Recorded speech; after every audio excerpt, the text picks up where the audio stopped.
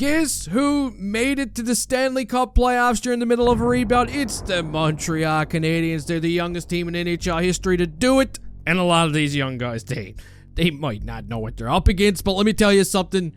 Judging by some of these gray whiskers on the Washington Capitals, they're about to find out pretty fast. And this game review is brought to you by Miraj Trading, where you can order just about any hobby box that you could possibly think of, and you could do it right from the privacy of your own toilet seat. Hey, that's right.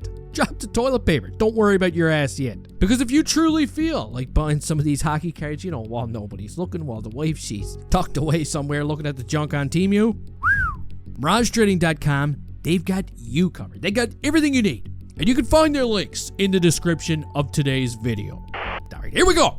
Game 1. Habs. Caps. The puck is dropped, and just like I expected, in the opening minutes of this hockey game, the Habs were getting absolutely smashed, okay? It was sick. In fact, every time Caden Gooley and Lane Hudson were on the ice together, it looked like a scene out of Saving Private Ryan. And boy, did this ever open up a lot of space for the Washington Capitals. They were just peppering Samuel Montembeault's shots out there. But right around the 10-minute mark in the game, when Taylor Raddysh gets caught for this little slash on the mitts of Patrick Laine, guess what? The Habs, they actually start to push back a little bit. They get a couple of good looks on this power play. They get a couple of good looks after the power play. But you see, it's all going to go to shit with just a few minutes remaining in the first period when we get a scrum right in front of Samuel Montembeault. And the refs, they decide to give the Canadiens an extra penalty on this one. Jeez, thanks guys. I'd like to know what Marty's blood pressure is right now. Even though Lane Hudson got punched in the face, somehow they're a man short after this one. And on the following power play, you better believe it, it's the captain, 72-year-old Alexander Ovechkin, who opens up the scoring in this hockey game. What a disgusting period. But now we're going to move on to the second, where once again, it seems like the Caps, not only are they getting the bulk of the scoring chances, but they're managing to get high danger scoring chances. You know what I mean? Look at this stuff. I mean, a lot of their shots are taken right in front of Samuel Montembeault, and eventually, after another turnover from Lane Hudson while trying to get out of their own zone, Anthony Beauvillier, who's right in the office, he's going to put the Caps up by 2. And I don't know about you, but I was not feeling too good at all at this point. I didn't think there was any chance that they could possibly come back. Not only were they losing, but they were getting humiliated out there. Poor Caulfield was getting tossed around like Warwick Davis when he was fighting that troll in Willow. It wasn't a good time. But you know what? When the third period begins, it's almost like a switch goes off.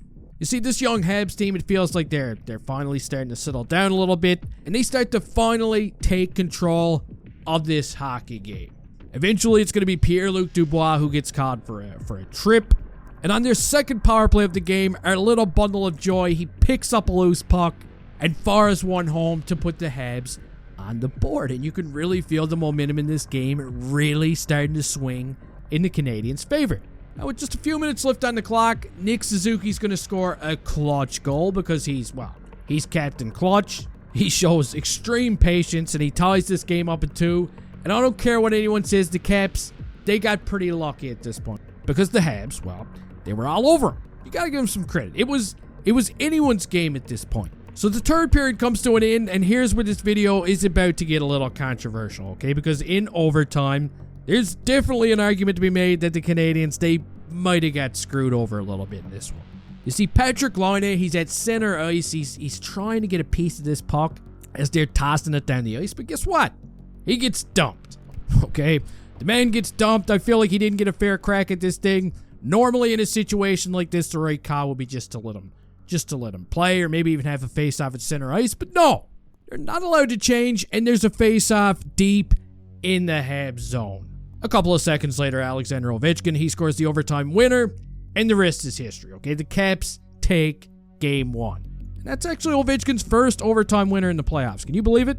I wasn't even aware of this until Ron McLean and the boys, they brought it up during intermission. So yeah, thanks for jinxing us there, Dick Weeds. Now, I know everybody's pissed off right now. I know everybody feels like the officiating in this game last night was just disgusting. But I do want to remind everybody that it's playoff hockey, man. Okay? And And this stuff happens every single game in the playoffs, so we might as well get used to it. There's no point crying about it. In my opinion, there's two sides to every story. In fact, I saw a bunch of missed calls on both sides of the ice. And if I'm being completely honest here, I want to see the whistles tossed in the garbage anyway. I was more upset about the icing at the end of the game and the Habs picking up an extra 2 minutes on this play right here, okay? I was more upset about that than any of the other crap that was going on. But the Habs definitely looked a little intimidated last night by the Washington Capitals. They looked small. The defensemen, they kept coughing up the puck quite a bit due to all the heavy hitting. And I don't know. To me, in the playoffs, they just looked like they were a little too easy to play against. It's too bad they don't have some big, nasty bastard back there who actually played 70 games this season and, sat out throughout all the shit near the end of the year.